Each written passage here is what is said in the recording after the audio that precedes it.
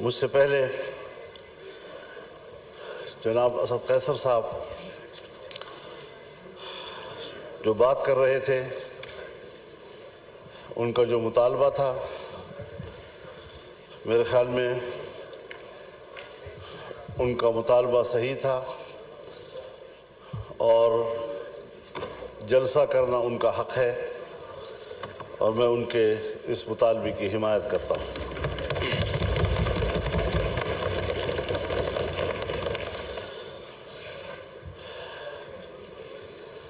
لیکن جناب اسپیکر، مسئلہ یہاں تک محدود نہیں ہے کہ ہم جلسہ کر سکتے ہیں یا نہیں کر سکتے۔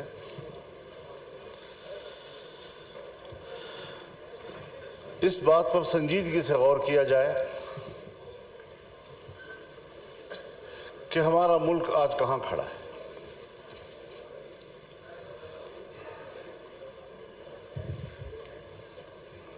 ہم نے یہ ملک جس جمہوری انداز کے ساتھ برصغیر کے مسلمانوں کی تائید سے حاصل کیا، ان کی قربانیوں سے حاصل کیا، اس ملک کے قائم ہونے میں نہ بیوروکریسی کا کوئی کردار ہے اور نہ ہی اسٹیبلشمنٹ کا کوئی کردار۔ لیکن اس بات کو سوچا جائے کہ آج عوام کہاں کھڑے ہیں اور اسٹیبلشمنٹ کہاں کھڑی ہے۔ کیا وجہ ہے کہ مسلسل ایوان پر سوال اٹھایا جا رہا ہے، ہماری عوامی نمائندگی پر سوال اٹھائے جا رہے ہیں؟ کیا یہ عوام کے نمائندہ پارلیمنٹ ہے یا یہ اسٹیبلشمنٹ کا ترتیب دیا ہوا پارلیمنٹ ہے؟ اس سے کب نکلنا ہے ہم نے، یا مزید دھستے چلے جانا ہے؟ یہ ملک جس میں حکومت محلاتی سازشوں کی بنیاد پر بنتی تھی اور ٹوٹتی تھی، بیوروکریٹس فیصلہ کرتے تھے آج وزیر اعظم کون ہے تو کل وزیر اعظم کون ہے۔ ایک زمانے میں ملک کے ایک صدر مملکت نے اپنے دور حکومت میں 5 وزیر اعظم تبدیل کیے۔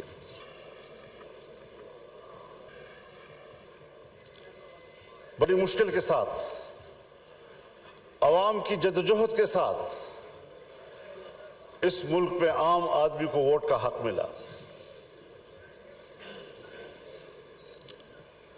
پارلیمانی طرز حکومت پر اتفاق ہوا، الیکشن ہو گئے سن 1970 میں، جسے آج ہم بطور مثال پیش کرتے ہیں۔ لیکن انتخابات کو بطور مثال پیش کرنے کے بعد کیا اس کے نتائج پر بھی ہماری نظر ہے؟ جس کے نتیجے میں ملک 2 لخت ہو گیا، ہم پارا پارا ہو گئے۔ قائد اعظم نے جو قوم کو ماٹو دیا تھا، اتحاد، تنظیم اور یقین محکم، وہ کہاں رہا؟ قائد اعظم کا پاکستان کہاں ہے آج؟ شاید تاریخ اس کے حقائق سے پردہ اٹھائے گا۔ تاریخ معاف نہیں کرتی کسی کو۔ تھوپا گیا سیاستدانوں پر، اور کردار جنرل آغا یحییٰ خان تھا۔ حکومت کو چلنے ہی نہیں دیا گیا۔ پھر ماشاء اللہ، پھر ہم کچھ سنبھلے تو پھر ماشاء اللہ سوچنا یہ ہے کہ اسٹیبلشمنٹ ہمیں جو نتائج مرتب کر کے دے، جن کو یہاں پر بیٹھنے کے لیے فہرست میں نام شامل کرے،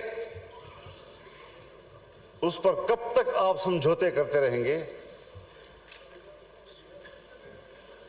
کب تک ہم یہ سوچتے رہیں گے، بھیک مانگتے رہیں گے ان کے دروازوں پر بیٹھ کر؟ اور جو الیکشن ہوئے ہیں، ہمیں تو 2018 کے الیکشن پر بھی اعتراض تھا، آپ کو بھی اعتراض تھا، پیپلز پارٹی کو بھی اعتراض تھا، مسلم لیگ نون کو بھی اعتراض تھا، میرے بزرگ بیٹھے ہیں ان کو بھی اعتراض تھا۔ اس وقت بھی تو مینڈیٹ تقریباً وہی ہے، کچھ تھوڑا آگے پیچھے۔ اسی مینڈیٹ کے ساتھ اس وقت دھاندلی کیوں تھی اور اسی مینڈیٹ کے ساتھ آج دھاندلی کیوں نہیں ہے؟ حضرت مجھے شرم آتی ہے، شاید میں کچھ اپنی گفتگو میں ایسی باتیں کہوں جو آپ سمجھیں گے کہ میں تجاوز کر رہا ہوں، لیکن سیاسی آدمی اسے بات کرنی ہوتی ہے۔ سیاستدان معلومات کی بنیاد پر بات کرتا ہے، پبلک میں بات کرے، پارلیمنٹ میں بات کرے۔ خدا کرے یہ خبر غلط ہو، لیکن ہماری معلومات یہ ہیں کہ اس بار تو باقاعدہ اسمبلیاں بیچی گئی ہیں اور اسمبلیاں خریدی گئی ہیں۔ کون ان اسمبلیوں کو اور ان ایوانوں کو عوام کا نمائندہ پارلیمنٹ کہے گا؟ کس طرح ہمارا ضمیر مطمئن ہے یہاں پر بیٹھنے میں؟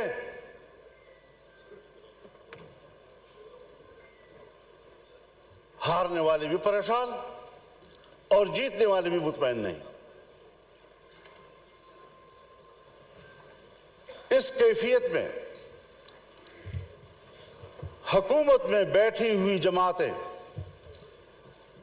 جو ہمارے لیے محترم بھی ہیں، ہمارے ہم سفر رہے ہیں، ہم ان کے جدوجہد کی قدر کرتے ہیں، لیکن انہی کی جماعتوں کے اندر ان کے سینئر لوگ مجبور ہیں کہ وہ اپنی ہی مینڈیٹ کو مسترد کر رہے ہیں، اس پر اعتراضات اٹھا رہے ہیں۔ صرف اپوزیشن کی بات نہیں ہے، ہم دیکھ بھی رہے ہیں، ہم سن بھی رہے ہیں۔ تو جمہوریت آج کہاں کھڑی ہے؟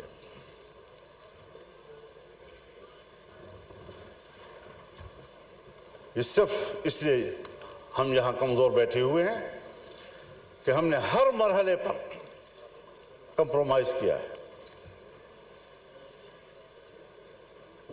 ہم نے اپنے اصول پہ سمجھوتے کیے ہیں، ہم نے اپنی جمہوریت بیچی ہے، ہم نے اپنے ہاتھوں سے اپنے آقا بنائے ہیں، اور جب ہم ہی اپنے ہاتھوں سے اپنے لیے آقا بنائیں گے، یہی ہوتی ہے آخرت کی نشانی۔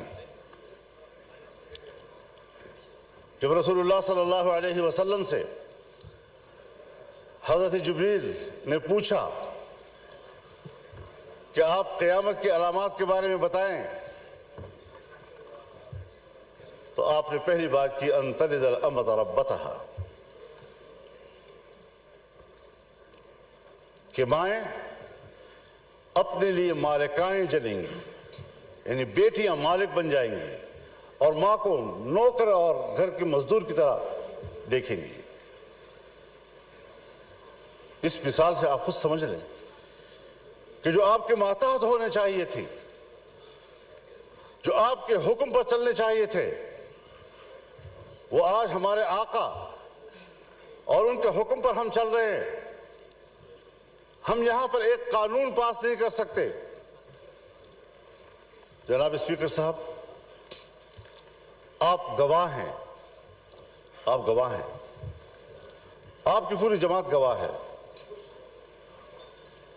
ہم نے ایک اجلاس میں ایک قانون سازی پہ بات کی.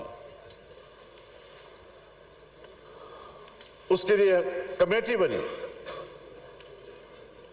وزیر قانون کے نگرانی میں.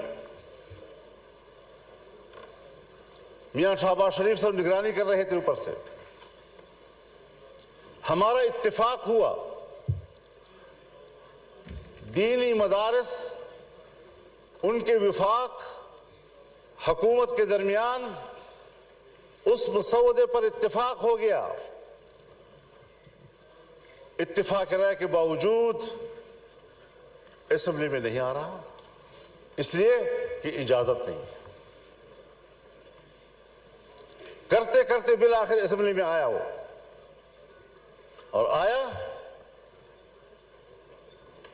تو خواندگی کے دوران روک دیا گیا اور پاس نہیں ہونے دیا. ہم پارلیمنٹ ہیں, ہم نے اس پہ اتفاق رائے کیا, اسمبلی تک میں لے آئے, پیش ہو گیا, پہلی خواندگی ہو گئی اور بالآخر اس کو ڈراپ کرنا پڑا.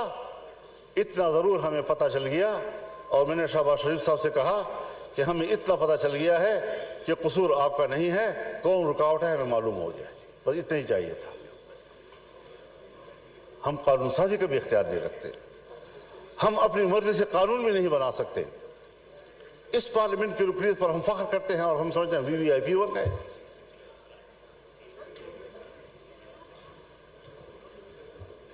آج ذرا موازنہ تو کیجیے جناب اسپیکر, ہندوستان اور ہم ایک ہی دن میں آزاد ہوئے. 15 اگست 1947 کو صبح 8 بجے دلی میں لارڈ ماؤنٹ بیٹن نے انڈیا کے گورنر جنرل کا حلف اٹھایا اور کراچی میں قائد اعظم محمد علی جناح نے حلف اٹھایا. ایک ہی دن ہم آزاد ہوئے.